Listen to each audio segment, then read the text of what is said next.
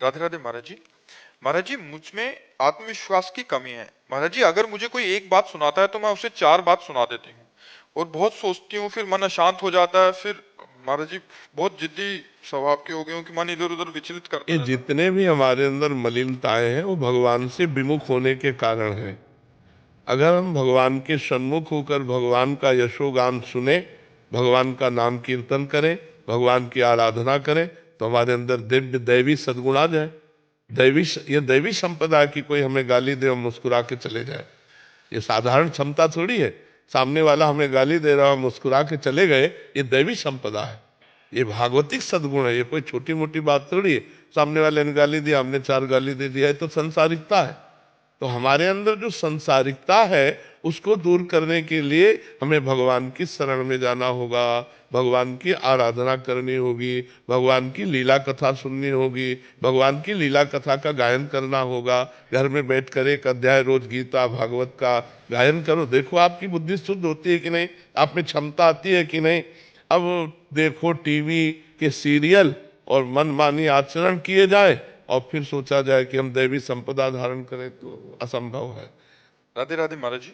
महाराज जी, मोह अहंकार और माया का लालच के कारण बहुत सी गलतियां हुई हैं जीवन में। अब बहुत पछतावा होता है, कैसे अपने आप को इससे मुक्त करूं प्रभु। अगर पछतावा होता है तो मुक्त होने में देर नहीं लगेगी, लेकिन वास्तविक पछतावा हो तब ना। पछतावा हो कि हृदय जल रहा है, अब खाना अच्छा नहीं लगता, पानी अच्छा नहीं लगता, रात दिन एक जलन पैदा हो रही मेरे से ऐसा, तो वही पश्चाताप ही उसको भस्म कर देगा।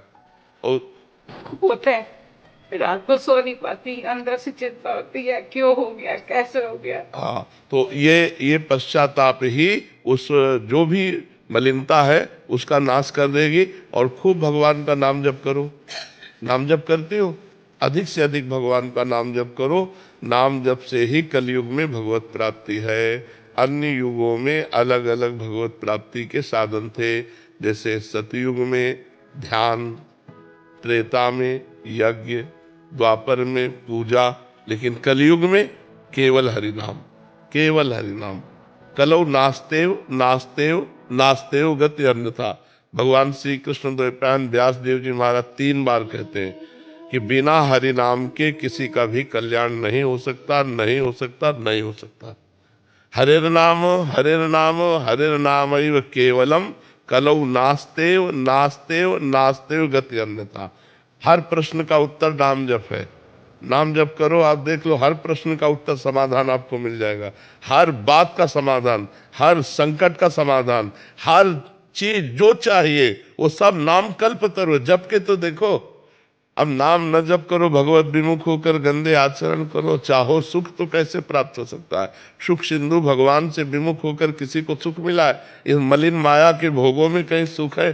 जितने भोगे सब हाथ मलते रह गए और यहाँ से चले गए। मनुष्य जीवन का जो परम लाभ है वो है परोपकार करो और नाम जप करो। अगर 4 रोटी भगवान ने दिया है तो 1 रोटी अपनी 4 में से निकालो, पशु पक्षियों को बांट दो, भक्त को पवा दो, किसी गाय को दे दो, किसी वैष्णव को दे दो, और अपना पेट पालो। 3 रोटी से पूरे परिवार का ऐसे चला जाता है गृहस्थी में। अगर हमारे पास 4 रोटी हैं तो 3 में पूरा परिवार पाते हैं, 1 रोटी दूसरे को देते हैं और खूब नाम जप करते हैं, देखो आनंद आ जाए। लेकिन आज का मानो दूसरे की चारों अपहरण करके स्वयं सुखी होना चाहता है, उसको भूखा रखना चाहता है। दूसरे को छीन झपट करके, बेईमानी करके, घूसखोरी करके वो सुखी होना चाहता है, कैसे हो सकता है। अधर्मी कभी सुखी नहीं हो सकता और धार्मिक सदैव सुख को प्राप्त होगा। वर्तमान में दुख ही देख करके उसको यदि सोचो कि ये धर्म करता है, दुख भोगता है, तो धर्म का परिणाम दुख है क्या? नहीं, ये वर्तमान का नहीं, पूर्व का किया हुआ कर्म है। वर्तमान का जो धर्म है उसे जय और सुख को प्राप्त कराए। महाराज जी, 1.5 साल से मैं वहाँ सुन रही थी, पर आपके दर्शन और प्यार खींच के ले आया। अब मेरी गलतियां माफ कर दो, मेरे को बख्श दो। मैं खूब नाम जप करो, खूब नाम।